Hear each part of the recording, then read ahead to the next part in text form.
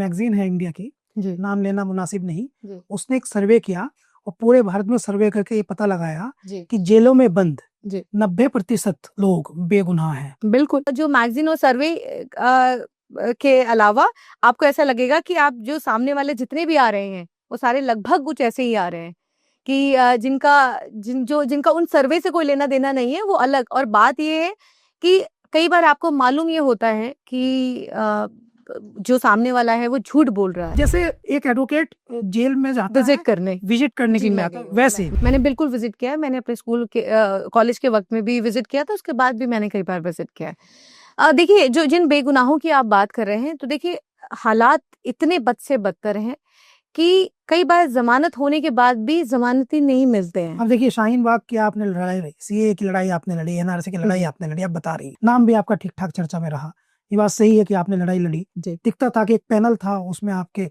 Husband भी थे मुज़क्किर जी आप भी थे, तो एक पैनल था, तो आपने लड़ाई लड़ी, ये तो दिखाई देती है बात। मगर ये भी तो आप मानती होंगे ना कि वो जिनकी आप लड़ाई लड़ रही थी उनमें अधिकतर लोग बेगुनाह थे। बिल्कुल, तो तभी लड़ाई लड़ रहे थे। तो वकालत का पेशा भी शानदार पेशा है, तो उसमें आप अब ये मत बताइए कि हम जो है वो झूठों की पैरवी करेंगे, ये भी कहिए कि हम बेगुनाहों की भी पैरवी करेंगे। नहीं, जो वकालत के अंदर बहुत सारी चीजों की को आपको बहुत सारे लोग हैं जो जेल में बंद हैं। नहीं बंद हैं, उन आज भी बंद है। सीएनआरसी के कई ऐसे जो बेगुनाह हैं वो आज भी जेलों के अंदर बंद हैं, लेकिन वो बंद है।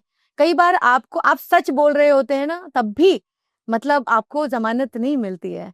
आपको याद है एक इलाहाबाद तो इसको झूठ मत कहिए, इसको कहिए वकील साहब की ट्रिक। मैंने बोला टैलेंट मैंने वही तभी टैलेंट बोला था, वकील साहब की ट्रिक। मैंने तभी टैलेंट बोला था कि वकील का क्या टैलेंट है कि वो अपने क्लाइंट को रिलीफ दिला दे। टैलेंट कैसा? आज जब हाईकोर्ट की और तकलीफ होती है और बहुत ज्यादा जब हम ऐसी तस्वीर देखते हैं कि एक हाईकोर्ट के इलाहाबाद हाईकोर्ट के जज बाहर अपनी स्पीच में ये कहते हैं कि हिंदू और मुसलमान करने की जब बात करते हैं, आपको याद होगा शेखर यादव नाम है उनका, तो उनकी बहुत कंट्रोवर्शियल स्पीच है जिसके अंदर उन्होंने कहा है कि मुसलमानों को लेकर के उन्होंने बड़ी तो हुआ था सुन करके। हाँ, तो आपको लगेगा कि क्या डेमोक्रेसी का एक जो पैनल है वो पैनल इस तरीके की बात करेगा तो जस्टिस कहाँ रहेगा? जस्टिस किसके पास जाएंगे? अगर कोई बेगुनाह है और इस तरीके का अगर कोई जज जो इस तरीके की बात कर रहा है, तो अगर मैं कितना भी सच बोल रही हूँ कि मेरा क्लाइंट बेगुनाह है, जो ये जिसको मुजरिम बनाया गया है वो बेगुनाह है, जज साहब तो पहले डिसाइड कर चुके हैं क्योंकि वो एक कम्युनिटी से आता है,